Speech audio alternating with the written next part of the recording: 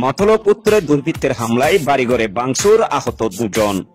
চাঁদপুর জেলা bureau chief Shafiqul Islam Rana জানান, চাঁদপুরের মতলব উত্তর উপজেলার একালাসপুরে দুর্বৃত্তরা হামলা চালিয়ে বাড়িঘরে ভাঙচুর করে নগদ টাকা ও স্বর্ণ অলংকার সহ বাড়ির মূল্যবান আসবাবপত্র লুট করে নিয়ে যাওয়ার খবর পাওয়া গেছে। দুর্বৃত্তের হামলায় বাড়ির 2 জন আহত হয়েছে। আহতরা হলেন একালাসপুর গ্রামের ওসমান মোল্লা ও তার ছেলে সুমন মোল্লা।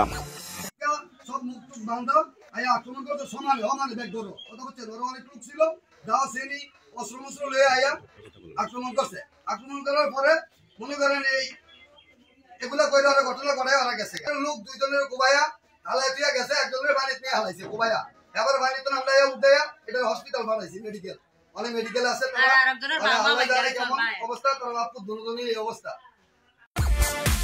22 এপ্রিল সোমবার ভোর রাত 4টার দিকে এই ঘটনা ঘটে বলে জানা যায়। সূত্রে জানা যায়, উপজেলার একালাসপুর গ্রামে ভোর 4টার সময় কোনো কিছু বুঝে ওঠার আগেই পিস্তল, দা, সেনি, লোহার রড, হকি স্টিক, লাঠি সোটা সহ দেশীয় অত্যাধুনিক অস্ত্রশস্ত্র নিয়ে প্রায় শতাধিক দুর্বৃত্তরা একালাসপুর গ্রামের গড়ে ঢুকে বাড়ির আসবাবপত্র, দরজা জানালা ভাঙচুর করে এবং বাড়ির সদস্যদের মারধর শুরু করে। গুলি করছে, তখন আমি বাড়িয়ে থেকে আমি ওই কবরস্থানে আমি বইছি এরপরে তারা দাওয়ার পরে আইয়ার দিয়ে আমার ঘর দুয়ার ভাঙ্গিয়া তুলে স্বর্ণ ছিল আমার 56,000 টাকা আর আপনার 25,000 টাকা আর 12 আনির এক বড়ি স্বর্ণ 12 আনির। দুর্বৃত্তের হামলায় বাড়ির 2 জন আহত হয়।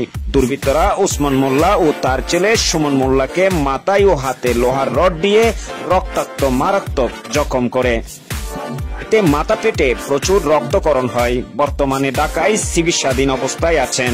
এদিকে দুর্বৃত্তরা বাড়ির আলমারিতে রাখা নগদ টাকা, স্বর্ণ অলংকার সহ বাড়ির মূল্যবান জিনিসপত্র নিয়ে পালিয়ে যায় বলে প্রত্যক্ষদর্শীরা জানায়। কত টাকা? এমন কোনো ক্ষয়ক্ষতি হয়েছে? কই আছে? এদিন মিটে দিতে দিল, এবার চেয়ারম্যানে আইসে আর ঘরে বলে খেদে দিছে। রাইতে আইয়া আবার অঘটন ডাকাতির মতন পুরা ঘর ভাঙচুর।